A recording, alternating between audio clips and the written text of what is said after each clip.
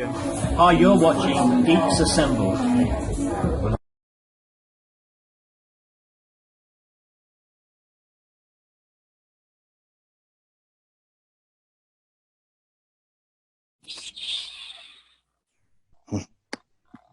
This is our review for Rogue One, World of the Star Wars Universe. Must be the 8th movie, but it's not the 8th movie. It's Rogue One. 3.5. Yeah, 3.5. So, we're gathered here today, and we're gonna do our introduce ourselves, tell which side of the war we're on, and give a review and then rate it. Okay, so go for it, Jason. I'm Jason, and I'm from the Rebel side. And this story is definitely brilliant for a standalone story. I mean, definitely brilliant characters. It's got some funny scenes with it. I know what the scenes I definitely like was with the blind man. He had some good funny lines, especially with him just fighting the stormtroopers. I mean, that was brilliant. When you got one of the characters, what's his name? Baze, by Zhang Lin, if I got his name right. Was shooting the gun at the stormtroopers, and the blind man was like, I can't remember. He was like, "You almost shot me." And when they try to pull a blindfold on him, it was like, "I'm blind." But other than that, there's a bunch of scenes that are just definitely great. I mean, I'm still trying to figure out how the hell they did the perfectly with the CGI with Peter Cushing's character. I'm like, how the hell? I mean, especially with the CGI with Princess Leia. I mean, there are just some what the heck moments, like just wow with it. Definitely great. I definitely loved it. I mean, it was definitely great for them to slowly bring into the Death Star. I see why they brought this story, because like in New Hope, they mentioned that there were some that risked their lives to get the information of the Death Star. This was the story for it. And it definitely worked out perfectly. I definitely loved it. The characters are definitely great. Like I said, the woman by Felicity Jones, her character is definitely brilliant and definitely works well for. Also with Captain, I cannot see his name correctly, but the other, I think the other dude is definitely great with it. I mean, you have a few great characters. The one who played K2SO, I was familiar with the actor. I mean, since I've noticed him from Dodgeball, but his character was definitely funny, the robot character dude. I mean, definitely great scenes. And Darth Vader, I mean, the guy who played Darth Vader was the original voice for the New Hope. I mean, definitely a great classic feel into it. The guy who had the physical form as Spencer Wilding also appeared in like Doctor Who, appeared in Class, appeared in Game of Thrones, as like a few other creatures. But yeah, great movie. Definitely really enjoyed it. Cool. How about you, Alex? Yes, I did enjoy it. As he said, they did some wonderful CGI with Leia and Tarkin. Okay, what side of the Force are you? The Rebel side, and the robot was good and great lines, and the blind man was good and has great lines and a great catchphrase. It's already circulating around the internet, but I'm not going to say it. And the only thing I didn't like was it was a little dark, but it is a war type of movie and a war type of series and serials. Felicity Jones was good. They had a lot of uncredited people, including C-3PO, that only is in it for maybe 10 seconds. And except for the ending, I pretty much liked it. As Forrest Whitaker, Felicity Jones, Richard Franklin has a lot of famous people. And it's definitely better, in my opinion, than Force Awakens. So I'd probably rate it probably 8.3. Cool. Connor Farley, what are you? Introduce yourself. What side of the war are you on, and give this thing a review.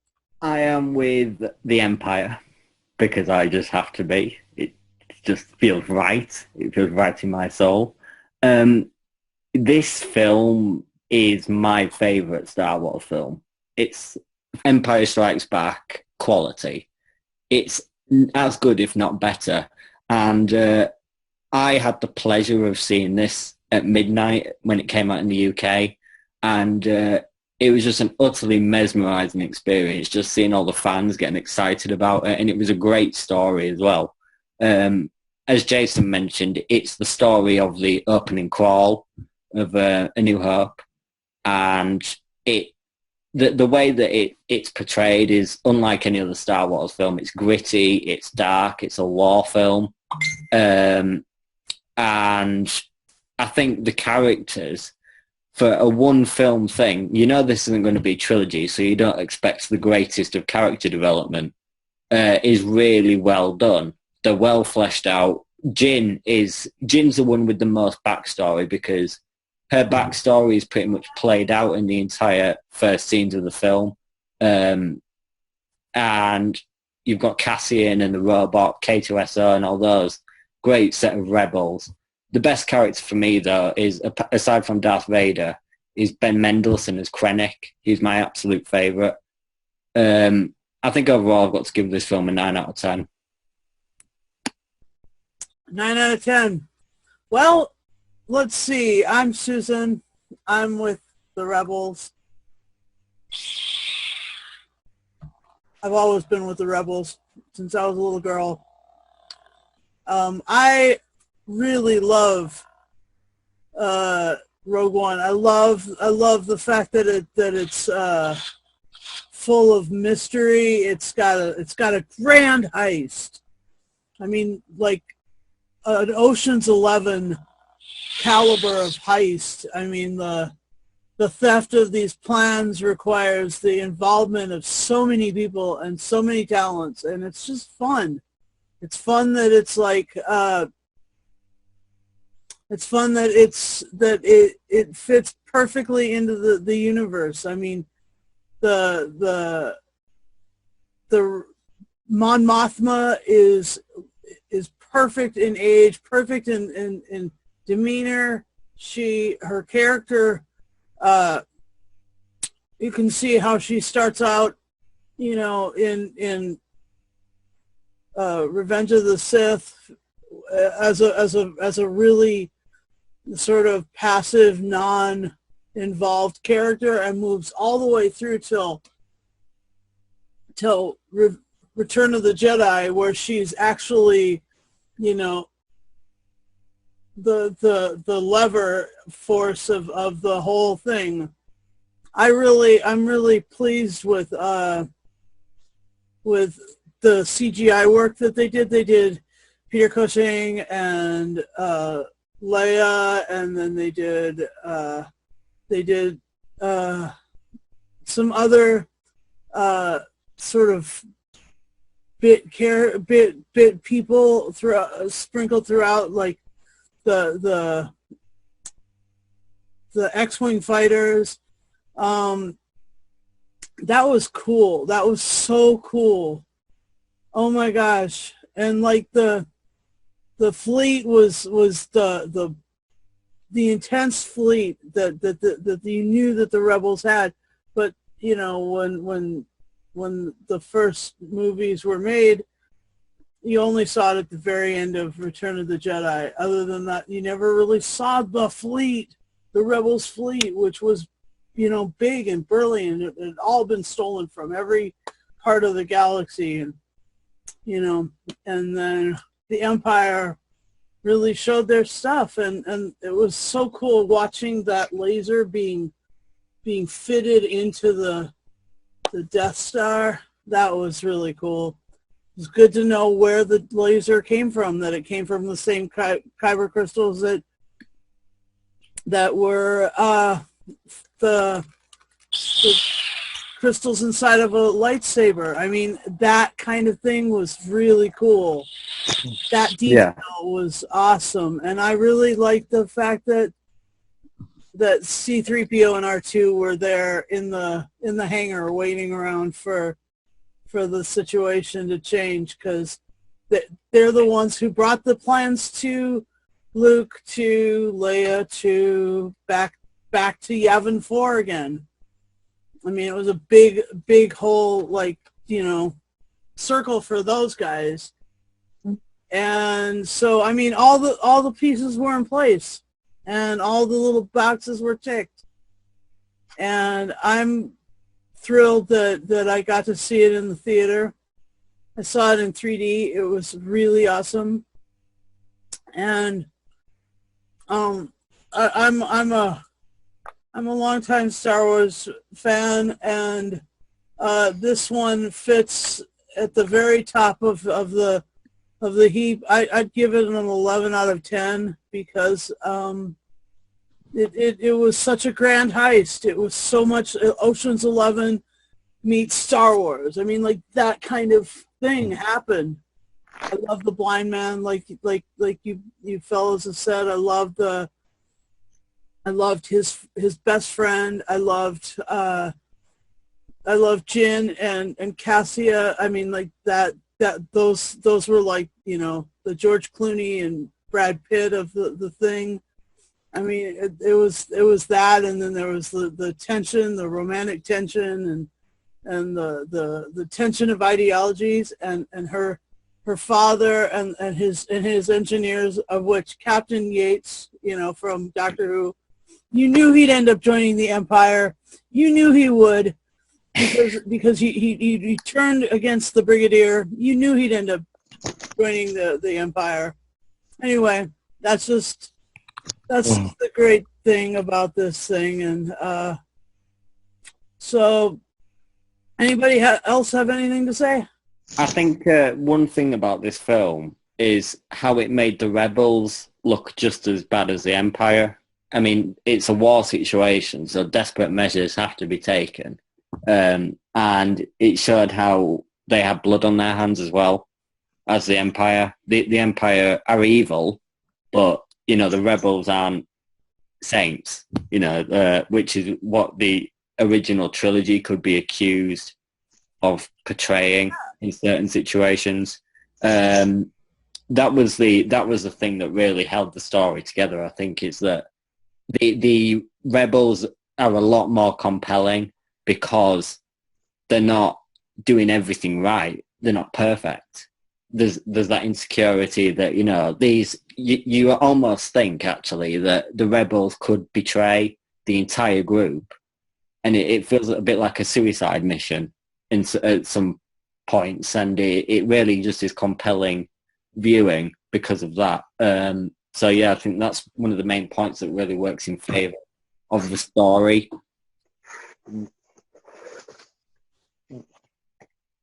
Anybody else?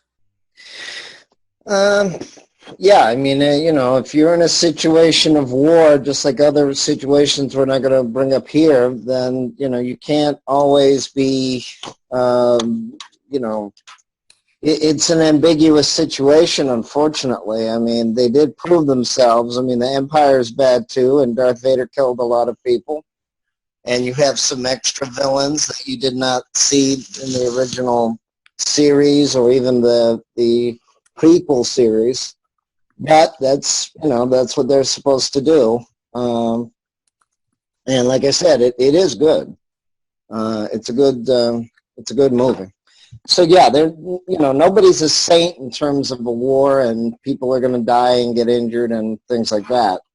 But as I said, it was very good for what it was. It's very, it's well written. There was even other actors in there like Forrest Whitaker and a couple of other people that I didn't know why they seemed to sort of resign themselves. And as far as we know from watching the movie, they're dead. But again, you know, we're not in a war situation. So but it was very interesting. It's, I would have liked to have known even more of the characters a little bit, but they probably want to move it right along. And who knows? Who knows if they'll do another. They have a lot of movies set up just like Marvel, and they're owned by the same company, and who knows if they keep making the 300 million plus that they're making, maybe they will bring the characters back. Well, I hope they don't, because for one-off characters, they're perfect. To have a trilogy out of a character that is effectively just there to steal the Death Star plans and then die. It sounds very simplistic, but that is the case.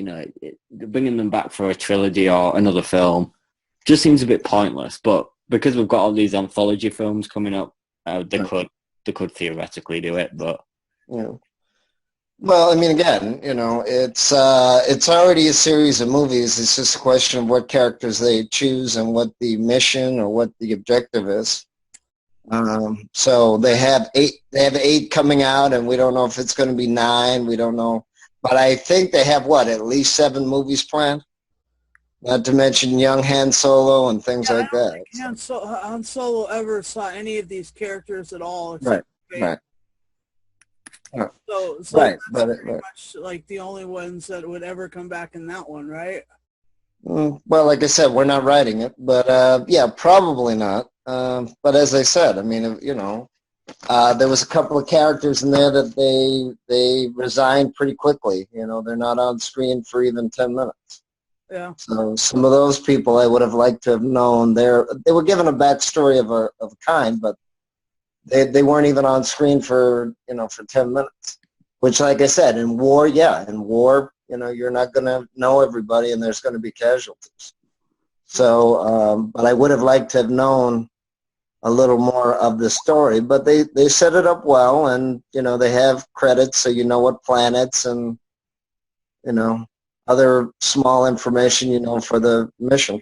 That was cool. That really was cool. The little this is where you are kind of. Right, and they gave Darth Vader more action too. He's not in the movie a lot, but they gave him a lot of action to accomplish, and he did kill at least 10 people, if not more. Right. So, Badass in that moment. Oh my god. Yeah, the ending will become a lot of fans' favorite Star Wars moment, for sure. Yeah, and then didn't. And we're not even sure if one of the Empire commanders survived at the end of the movie, so I don't know if he's going to show up in other movies or not. I liked him, actually. The one who was flying Vader's ship?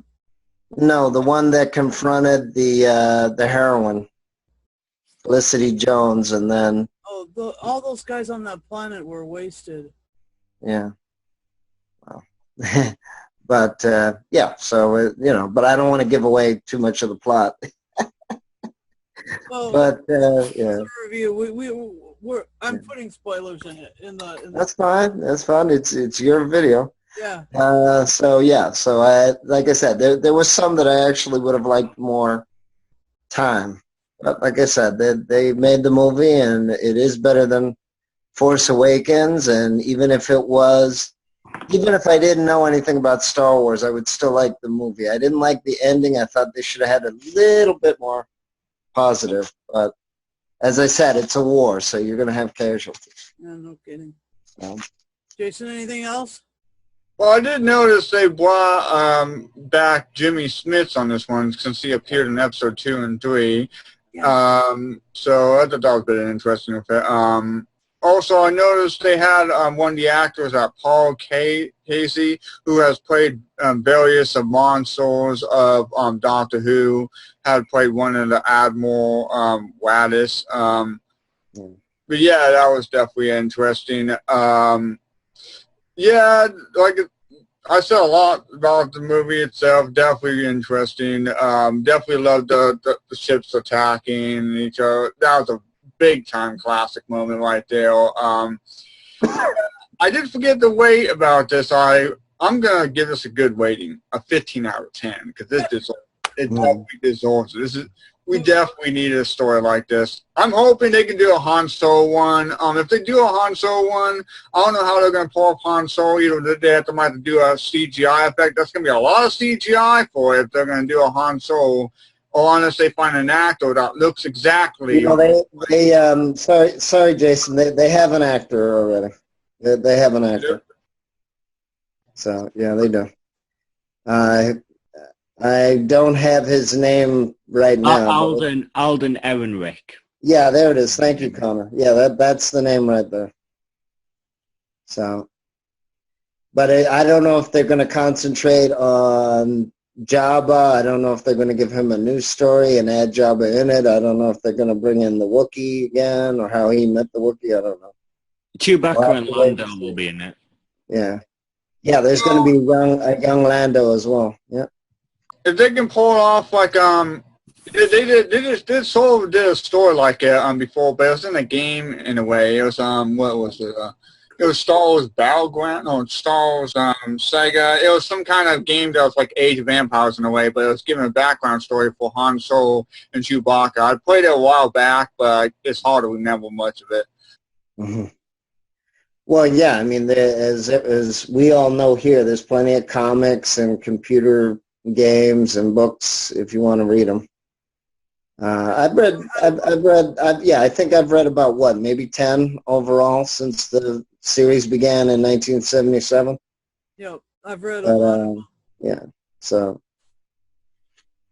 anyway. Before and after and during, and they even had a radio show of the first 3 movies from 77 to 83. They had a radio show and they added extra dialogue and more dialogue, including a torture scene from the original movie.